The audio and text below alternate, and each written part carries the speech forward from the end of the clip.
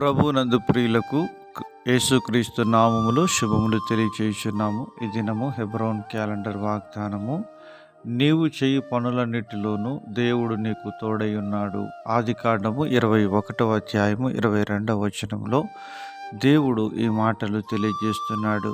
దైవజనుడు అబ్రహామును గురించి దేవుడు మాట్లాడుతూ దేవుడు నీకు తోడై ఉన్నాడు అనేటువంటి విషయాన్ని జ్ఞాపకం చేస్తున్నాడు. నిజంగా దేవుడు మన జీవితంలో కూడా ఆయన తోడుగా నీడగా ఉండి నడిపించే నాయకుడిగా ఉన్నాడనే సత్యాన్ని మనమెన్నడూ మర్చిపోకూడదు. ఈ లోకంలో నీకు తోడు ఎవరూ లేకపోయినప్పటికీ దేవుడు నీకు తోడుగా ఉన్నాడనే సత్యాన్ని మనమెన్నడూ మర్చిపోకూడదు. ప్రభు సెలవిచ్చాడు, మరి యుగ సమాప్తి వరకు నేను నీకు తోడుగా ఉంటానని ఆయన వాగ్దానం చేసిన దేవుడుగా ఉంటున్నాడు.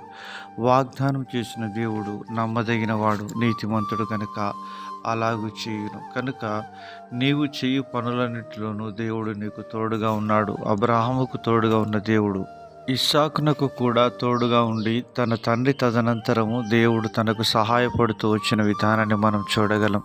తదనంతరము యాకోబుకు దేవుడు తోడుగా ఉండి బేతేలు దర్శనం అనుగ్రహించి తన జీవితంలో దేవుడు గొప్ప కార్యం జరిగిస్తూ వచ్చినాడు. ఈ విధముగా దేవుడు యాకోబు యొక్క జీవితంలో ఆయన ఎన్నో అద్భుతమైన కార్యాలు జరిగిస్తూ వచ్చినాడు. తదనంతరం యోసేపుకు దేవుడు తోడుగా ఉన్నాడు.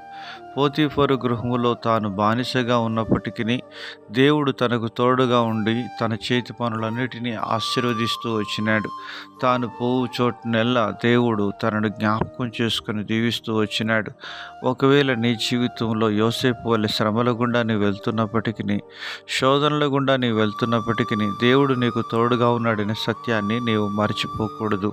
శ్రమలలో నేను అతనికి తోడుగా ఉందును, అతను విడిపించి అతను గొప్ప చేసేదను అని 91వ కీర్తనలో దేవుడు మాట్లాడుతున్నాడు.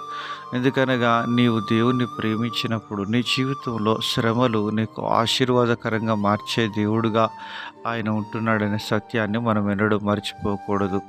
అతడు నన్ను ప్రేమించుచున్నాడు గనుక నేను అతన్ని తప్పించదని అంటున్నాడు. ప్రియమైన స్నేహితుడా, సహోదరి, మనకున్న శోధనల నుంచి, బాధల నుంచి మనం తప్పించబడాలి అంటే మనం అన్ని పరిస్థితుల్లో, అన్ని కాలాల్లో దేవుణ్ణి మనం ప్రేమించే వారంగా ఉండాలి.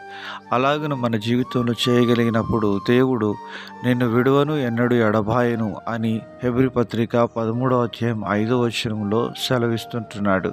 కనుక దేవుడు మనల్ని విడవక ఎడబాయక కాచే దేవుడు. ఆ దేవునిపై ఆనుకొని మన యొక్క జీవితంలో ముందుకు సాగి ప్రభు సిద్ధపరిచిన మేలులు మనం పొందుకుందుము గాక.